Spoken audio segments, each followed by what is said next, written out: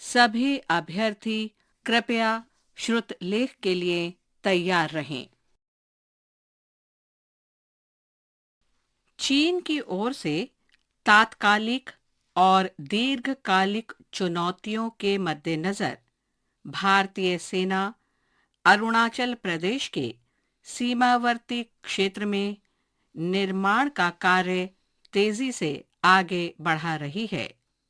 पिछले साल गलवान घाटी में हुई हिंसक झड़प के बाद भारत और चीन के बीच विभिन्न स्तरों पर बातचीत चल रही है और कुछ बिंदुओं पर सहमति भी बनी, लेकिन इसके बावजूद दोनों पक्षों में तनाव कम नहीं हो पा रहा है। वास्तविक नियंत्रण रेखा पर यथास्थिति बहाल करने को लेकर भी दोनों देशों के बीच विवाद अभी बने हुए हैं। इसी वजह से दोनों पक्षों के बीच अविश्वास भी बना हुआ है। सैन्य स्तर की बातचीत तो समझौते की कोई संभावना दिखाए बगैर ही समाप्त हुई।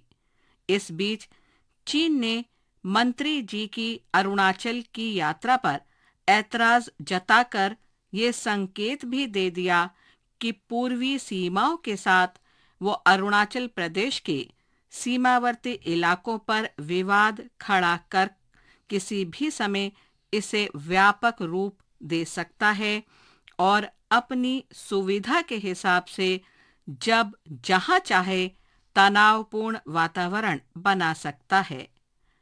ऐसे में स्वाभाविक ही है कि भारतीय सेना पूरी सावधानी बरत रही है।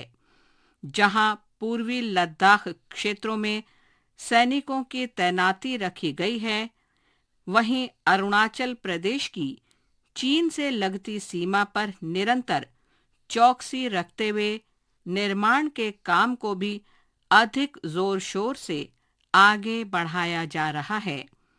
ध्यान रहे कि अरुणाचल प्रदेश और सिक्किम से लगी वास्तविक नियंत्रण रेखा पर नजर बनाए रखना अपने आप में चुनौतीपूर्ण है।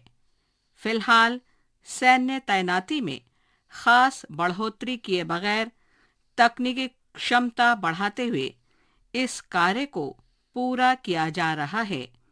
जहां तक निर्माण की बात है तो इसमें रातों रात कोई बड़ा बदलाव तो नहीं हो सकता, लेकिन बिना किसी शोर शराबे के उस मोर्चे पर भी काम तेजी से आगे बढ़ रहा है। बड़ी संख्या में सुरंग, पुल और एयरबेस बनाने के अलावा कई महत्वपूर्ण इलाकों को सड़क से जोड़ने की योजना है। सबसे बड़ी बात यह है कि अपनी जरूरतें समझते हुए भारतीय सेना तैयार की गई योजनाओं के अनुरूप काम कर रही है। निश्चित रूप से ये तैयारियां जहां हमारी सीमाओं को सुरक्षित बनाकर हमें निश्चिंत करेंगी, वहीं बुरा इरादा रखने वाली ताकतों को भी आगाह करेंगी कि अपनी भलाई को देखते हुए वे कोई दुस्साहस न करें। कांग्रेस कार्य समिति की बैठक में एक सदस्य ने जिस तरह सरदार पटेल की आलोचना करते हुए कहा कि जम्मू कश्मीर पर वो उदासीन थे, इससे ज्यादा दुर्भाग्यपूर्ण कुछ नहीं हो सकता। हैरानी की बात है कि उनको बोलते हुए किसी ने भी नहीं टोका। जब वो बोल चुके तो कुछ सदस्यों ने जरूर कहा कि ऐसी बात नहीं करनी चाहिए, क्योंकि सरदार पटेल सभी रियासतों के विलय को अंजाम दे रहे थे। पटेल जैसे व्यक्ति पर जम्मू कश्मीर के प्रति उदासीन होने का आरोप लगाना उनके व्यक्तित्व को ही कटघरे में खड़ा करना है। हालांकि लंबे समय से ये पक्ष ये साबित करने का प्रयास करता रहा है कि पटेल जम्मू कश्मीर को भारत में रखना ही नहीं चाहते थे। गृह मंत्री और राज्यों से संबंधित मामलों के मंत्री होने के नाते सरदार पटेल जम्मू कश्मीर मामले को भी देखते थे। बाद में जम्मू कश्मीर मामले को प्रधानमंत्री स्वयं देखने लगे। भविष्य को ध्यान में रखते हुए सरदार पटेल ने वहां के राजा से अच्छे संबंध बनाए थे और कश्मीर से सामरिक महत्व को देखते हुए सरदार पटेल उसका भारत में विलय चाहते थे। जब समाचार मिला कि पाकिस्तानी हमलावरों ने कुछ क्षेत्रों में अधिकार कर लिया है और आगे बढ़ रहे हैं, तो भारतीय सरकार ने इस पर सेना को कश्मीर भेजने का निर्णय लिया। सेना भेजने का निर्णय मंत्रिमंडल का था। हालांकि पूरा मंत्रिमंडल अनिर्णय की स्थिति में था। बैठक में पटेल चुपचाप सब कुछ सुन रहे थे। सहसा सरदार हिले और कठोर एवं दृढ़ स्वर में अपना विचार व्यक्त किया। उन्होंने कहा कि जनरल को हर कीमत पर जम्मू कश्मीर की रक्षा करनी होगी।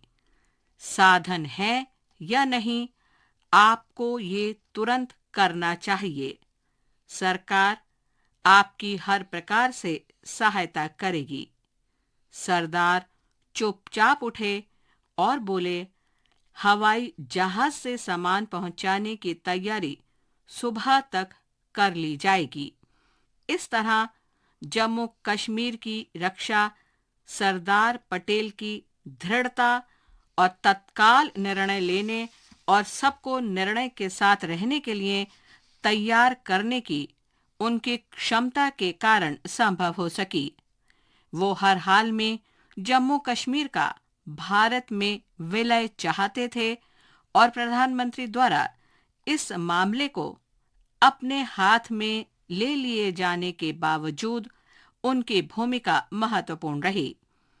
कश्मीर में पिछले दिनों अल्पसंख्यक समुदाय के लोगों की हत्या की गई। ये घटनाएं बताती हैं कि पाकिस्तान की खुफिया एजेंसी और इसकी सेना को अपनी रणनीति बदलनी पड़ी है। इसके पीछे एक पूरी योजना है। पाकिस्तानी खुफिया एजेंसी का नेटवर्क है। जब भी नेटवर्क के सामने बाधाएं आती हैं, उसकी रणनीति बदल जाती है। उसके पाले पोसे गए आतंकवाद की कार्यप्रणाली बदल जाती है। पिछले कुछ समय से भारत में सुरक्षा और खुफिया एजेंसियों ने जो अभियान चलाए, उनके चलते कई आतंकवादी संगठनों के सरगना भी मार डाले गए। इन सभी का जोर समय के साथ खत्म हो गया। जहां तक आतंकवादी समूह की बात है, तो उनको जो हथियार और गोला बारूद मिला था, वो खत्म हो गया। सुरक्षा बलों की चौकसी बढ़ने के चलते सीमा पार से नई खेप मिलना भी मुश्किल हो गया है। ऐसे में पुरानी रणनीति में बदलाव जरूरी था। आतंकवादी गुटों का मनोबल बढ़ाने का एक ही तरीका है कि अब आसान शिकार किए जाएं। दो सदस्यों वाले आतंकवादी गुट बनाओ और ऐसे गुट खड़े कर दो जो कई मासूमों की जान ले लें।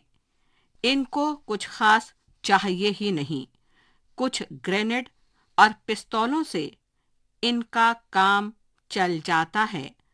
अल्पसंख्यकों को निशाना बनाना एक शातिर चाल भी है। इसके जरिए उन बहादुर अल्पसंख्यकों को घाटी से हटाने की कोशिश हो रही है, जिन्होंने दशकों से चले आ रहे आतंकवाद के बावजूद घाटी नहीं छोड़ी। हमें विश्वास है कि कश्मीर के लोग आतंकवाद को पसंद नहीं करते। कुछ मुट्ठी भर लोग ही हैं जो आतंकवाद एवं आतंकवादियों का समर्थन करते हैं।